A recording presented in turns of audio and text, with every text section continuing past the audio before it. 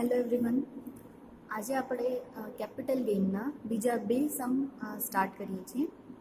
સમ number 14 અને 15 આજે હું તમને કરાવીશ. શરૂ કરીએ. 14 અને 15 આમ તો ઇઝી છે, પણ બે જ પોઈન્ટ થોડા ઇમ્પોર્ટન્ટ છે જે હું તમને કહીશ તો તમને ઇઝીલી યાદ રહી જશે. સૌથી પહેલું છે, Raghavan is a resident of India. He furnishes the following information about his income earned during the previous year 1920. Okay, Raghavan related information આપી છે.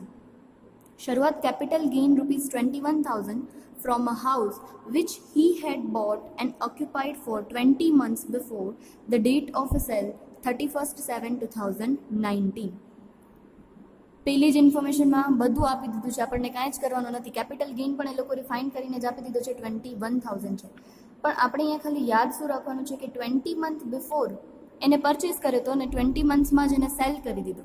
તો હાઉસ હોય બરાબર, એના માટે કઈ લાગે છે? ઇમૂવેબલ પ્રોપર્ટી છે, એટલે કન્ડિશન 24 મંથ્સની છે. હવે આપણે અહીંયા યાદ રાખવાનું છે કે આ 24 મંથ્સ હોય તો એ 24 મંથ લેસ દેન 24 મંથ હોય તો એ શોર્ટ ટર્મ કહેવાય. તો અહીંયા 20 મંથ્સ જ છે, એટલે આ જે કેપિટલ ગેઇન છે એ કેવો હશે? શોર્ટ ટર્મ કેપિટલ ગેઇન હશે. ઓકે, તો આપણા પાસે ઇન્ફોર્મેશન આપેલી છે, આપણે ખાલી લખી દઈશું.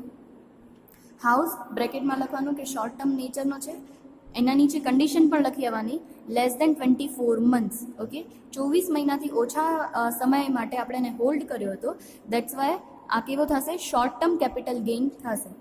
આવું ક્યારે એકે પોઈન્ટમાં આવ્યું નથી, બરાબર. તો ડાયરેક્ટ કેપિટલ ગેઇન આપી દીધો છે, તેમાં મૂંઝાવણ નહીં, ડાયરેક્ટ લખી દેવાનું short term capital gain 21,000. Okay, બીજી ઇન્ફોર્મેશન એ લોકોએ આપેલી છે.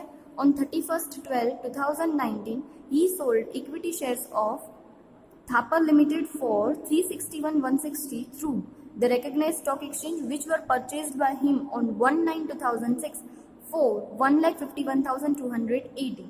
Security transaction tax paid 250. Yes, હવે અહીંયા કને એસટીટી પે કરેલો છે. ઓકે, કરેલો છે તો કાંઈ વાંધો નહીં, આપણે આનું કાંઈ જ કરશું નહીં, કારણ કે એસટીટી પેમેન્ટ હોય કે ન હોય આપણે એને ટોટલ ટેક્સેબલ ઇન્કમમાં કન્સિડર કરીએ જ છીએ. હવે પરચેસ કરેલા છે 1/9/2006 અને લિસ્ટેડ શેર્સ માટે ઇન્ફોર્મેશન કન્ડિશન શું છે? લેસ દેન 12 મંથ હોય તો શોર્ટ ટર્મ અને મોર દેન 12 મંથ હોય તો લોંગ ટર્મ. તો 2006માં પરચેસ કરીએ છીએ અને આપણે 2019માં સેલ કરીએ છીએ, દેટ ઇઝ આ કઈ છે? લોંગ ટર્મ કેપિટલ એસેટ છે. સો ઇક્વિટી શેર્સ બ્રેકેટમાં લખી દેવાનું લોંગ ટર્મ, જેથી આપણી મિસ્ટેક ન થાય. સેલ વેલ્યુ માટે ઇન્ફોર્મેશન આપેલી છે એ લોકોએ 3,61,160. સો 3,61,160 માઇનસ ટ્રાન્ઝેક્શન એક્સપેન્સ. અહીંયા સિક્યોરિટી ટ્રાન્ઝેક્શન ટેક્સ છે, એ કોઈ ટ્રાન્ઝેક્શન એક્સપેન્સ નથી, ટ્રાન્સફર એક્સપેન્સ જે આપણે લખીએ છીએ. ટ્રાન્ઝેક્શન એક્સપેન્સ લખો યા ટ્રાન્સફર એક્સપેન્સ લખો, એ આ ટ્રાન્સફર એક્સપેન્સ નથી. તો ભૂલથી આપણે અહીંયા કને 250 માઇનસ કરવાના નથી. આપણે ક્યાંય પણ એસટીટી ટ્રાન્ઝેક્શન ટેક્સ માઇનસ કરતા નથી. અહીંયા ટ્રાન્સફર એક્સપેન્સ યા તો ટ્રાન્ઝેક્શન એક્સપેન્સ માઇનસ કરવાના હોય, જે નથી તો ડેશ, એટલે નેટ વેલ્યુ આવશે 3,61,160 માઇનસ લોંગ ટર્મ નેચરની અસેટ છે, એટલે આપણને ઇન્ડેક્સ કોસ્ટ ફાઇન કરવો પડશે, index cost of acquisition. Okay, કેવી રીતે ફાઇન કરશું? તો એની પરચેસ પ્રાઇસ છે 1,51,280. 151,280 મલ્ટીપ્લાય બાય 289 આપણા યરનો ઇન્ડેક્સ કોસ્ટ ડિવાઇડેડ બાય જ્યારે પરચેસ કર્યો છે એ યરનો ઇન્ડેક્સ કોસ્ટ 122. સો આન્સર મળી જશે 3,58,360. આ માઇનસ કરશું એટલે આપણને લોંગ ટર્મ કેપિટલ ગેઇન મળશે ટેક્સેબલ 2,800. ઓકે, એના પછી છે યસ બીજું મોસ્ટ ઇમ્પોર્ટન્ટ આ સમ કરાવવા માટેનો રીઝન એ જ છે. આમાં શું આપેલું છે? Agriculture land. થર્ડ પોઈન્ટમાં આપેલું છે, he sold an agriculture land for 10,51,000 on 25/4/2019. The land was owned by him since 4/7/2012 and was purchased for 120. The land is situated in a village with population of 8,000. હવે જ્યારે પણ rural એરિયાની agriculture land આપણે cell કરતા હશું તો ક્યારે પણ એને ટેક્સેબલ કન્સિડર કરશું નહીં. આપણે જ્યારે અસેટ્સની વાત કરતા હતા શરૂઆતના 1-2 વિડીયોમાં, ત્યારે જ આપણે જોયું હતું કે એગ્રીકલ્ચર લેન્ડ અગર અર્બન સિટીમાં છે તો આપણે એને કન્સિડર કરશું, પણ આ તો ક્યાં છે? વિલેજમાં, રૂરલ એરિયામાં છે અને પોપ્યુલેશન કેવી છે? 8,000 જ છે, બરાબર. તો આવી જે એગ્રીકલ્ચર લેન્ડ હોય એ ક્યારે પણ આપણે કેપિટલ અસેટ તરીકે કન્સિડર કરતા નથી. જો તમને કન્સિડર કરવું હોય તો પેજ નંબર 90 ઉપર આનો ચાર્ટ આપેલો છે, એકવાર રેફર કરી લેજો એટલે તમને યાદ આવી જાય. તો પણ આપણે લખશું agriculture land in rural area is not considered as a capital asset. Okay, એટલું લખીને આવવાનું, સાવ મૂકી નહીં આવવાનું બ્લેન્ક. આટલી વસ્તુ લખવાની જેથી એ લોકોને ખબર પડે કે વસ્તુઓ આવડે છે, ઇમ્પોર્ટન્ટ વસ્તુ ખબર છે. જે પણ વસ્તુ એ નોટ ડાઉન કરી આવવાની. ટેક્સનો મેઇન પર્પઝ ટેક્સમાં હંમેશા યાદ રાખવાનું, ક્યારે પણ કોઈ વસ્તુ તમને એમ લાગે કે મેં આ વાંચી હતી, હવે આના બદલે આમ છે, તો નીચે નોટ કરીને લખી આવવાનું, કારણ કે ટેક્સમાં નોટ્સ અલાઉએબલ છે. એના પછી લાસ્ટ આવે છે flat related. On 1/3/2020 he sold a flat of ₹22,93,050 which was purchased by him on 1/1/1997 for ₹1,20,000. The fair market value of this flat was ₹7,45,000 on 1/4/2001. તો જેમ આપણે કરીએ છીએ એવી જ રીતે સેલ વેલ્યુ આપી દીધી છે 22,93,050 માઇનસ કોઈ જ ટ્રાન્સફર એક્સપેન્સ યા ટ્રાન્ઝેક્શન એક્સપેન્સ આપેલા નથી, that's why dash, and net value આપણને મળશે 22,93,050.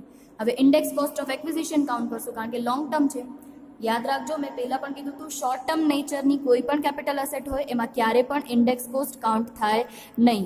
અને કાલે જ મેં કીધું હતું એમાં યાદ રાખવાનું હતું debentures and bond. Yes, debentures and bonds હોય તો પણ ક્યારે cost of acquisition, index cost of acquisition count થાય નહીં.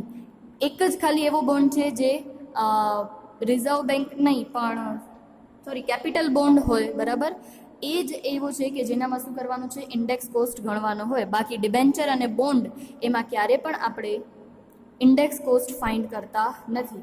આ રિપીટ કરવાનો મારો એક જ પર્પઝ છે કે તમને યાદ રહી જાય, અને બને ત્યાં સુધી માર્જિનમાં આવી વસ્તુ લખતા આવજો. એક્ઝામ ટાઈમે આ વસ્તુ ખાસ જોઈને જવાની. ઓકે, એના માટે ઇન્ડેક્સ કોસ્ટ કાઉન્ટ કરીએ તો 1/1/97માં જ્યારે પરચેસ કર્યો ત્યારે 120 હતી, અને 1/4/2001માં એની ફેસ વેલ્યુ કેટલી હતી, 7,45,000. વિચ એવર ઇઝ મોર, તો 7,45,000 મલ્ટીપ્લાય બાય આપણા યરનો index cost divided by base year 100. Answer આવી જશે 21,53,350. માઇનસ કરશો એટલે આપણને કેપિટલ ગેઇન મળી જશે, taxable long term capital gain 1,40,000. Okay, હવે આ સમમાં એવું છે શોર્ટ ટર્મ કેપિટલ ગેઇન પણ છે અને લોંગ ટર્મ કેપિટલ ગેઇન પણ છે. તો આપણે બંનેને અલગ અલગ લખીને આવવાનું. શોર્ટ ટર્મ કેપિટલ ગેઇન આપણે ઉપર લખ્યું છે 21,000 અને લોંગ ટર્મ કેપિટલ ગેઇનમાં આપણા પાસે બે છે. એક ઇક્વિટી શેર સેલ કર્યા હતા ત્યારે, અને લાસ્ટમાં જ્યારે ફ્લેટ સેલ કરીએ છીએ ત્યારે. તો બંનેનો પ્લસ કરીને નીચે અલગથી લખી આવવાનું total long term capital gain. મેં અહીંયા નંબર આપી દીધા છે 1 અને 2, બંનેનો પ્લસ કરશો એટલે ટોટલ આન્સર મળશે 1,42,800.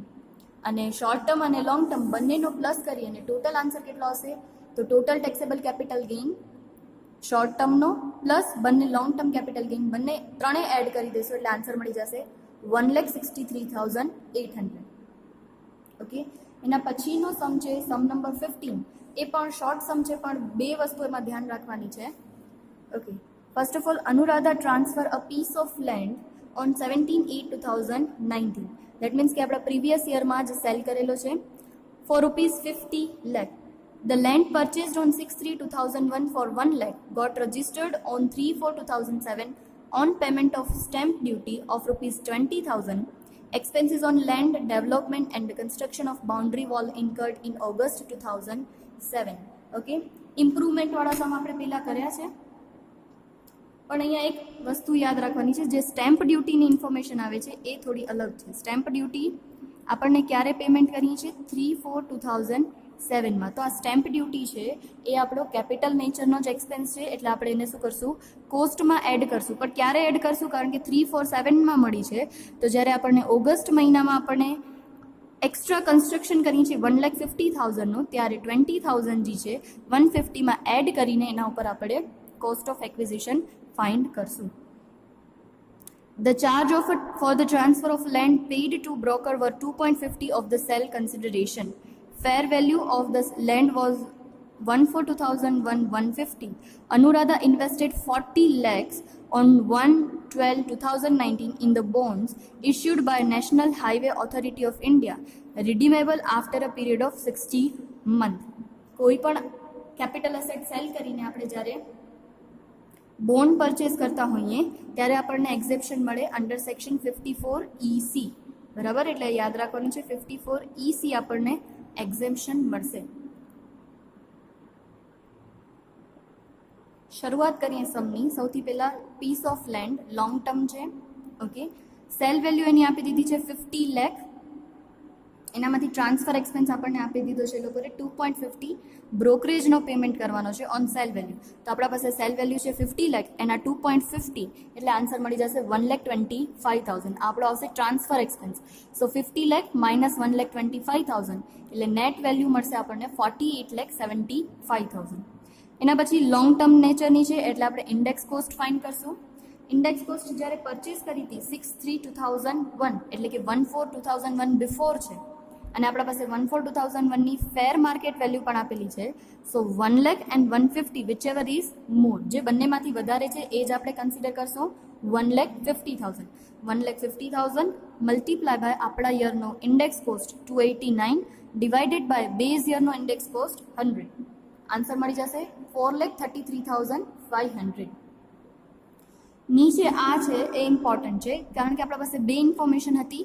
2007માં એ લોકો સ્ટેમ્પ ડ્યુટી પણ પેમેન્ટ કરે છે અને એક્સ્ટ્રા કન્સ્ટ્રક્શન કરીને વોલ બનાવે છે, બરાબર.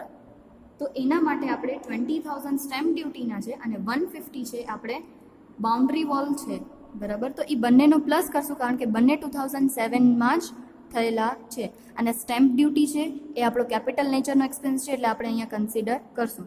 સો 20,000 સ્ટેમ્પ ડ્યુટી પ્લસ 150 આન્સર આવશે 170. એના માટે આપણે ઇન્ડેક્સ કોસ્ટ ફાઇન્ડ કરીએ. તો 170 મલ્ટીપ્લાય બાય 289 આપણા યરનો ઇન્ડેક્સ કોસ્ટ ડિવાઇડેડ બાય 2007નો ઇન્ડેક્સ કોસ્ટ એ લોકોએ આપેલો છે આપણને 129 ડિવાઇડેડ બાય 129. સો આન્સર મળી જશે 3,80,853. પોઈન્ટમાં આન્સર આવે છે એટલે આપણે એને કન્વર્ટ કરી દઈશું 53માં. 48,75,000માંથી 4,33,500 અને 3,80,853 માઇનસ કરશું એટલે આપણને આન્સર મળશે 40,60,647. એનામાં એ લોકોએ નીચે કીધું હતું કે આપણે હાઉસ સેલ કરીને બોન્ડ પરચેસ કરીએ છીએ NHAIના. ઓકે, તો આપણને એક્ઝેમ્પશન મળશે 54ECમાં 60 મંથ્સ એટલે કે 5 યર્સ માટેના આપણે પરચેસ કરેલા છે 40 લાખના. સો ટોટલ જે લોંગ ટર્મ કેપિટલ ગેઇન આવે છે એનામાંથી 40 લાખ જેટલો આપણે ઇન્વેસ્ટમેન્ટ કર્યો છે માઇનસ કરી દઈશું એટલે taxable long term capital gain આવી જશે આપણો 60,647. એકદમ ઇઝી સમ છે પણ સ્ટેમ્પ ડ્યુટીનો પોઈન્ટ થોડો અલગ છે એટલે આ સમ યાદ રાખજો. ઓકે, આજે તમને હોમવર્કમાં સમ કરવાના છે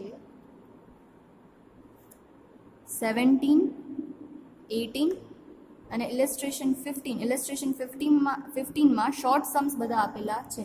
તો 3 વસ્તુ હોમવર્કમાં કરવાની છે 17, 18 અને ઇલેસ્ટ્રેશન 15. Thank you.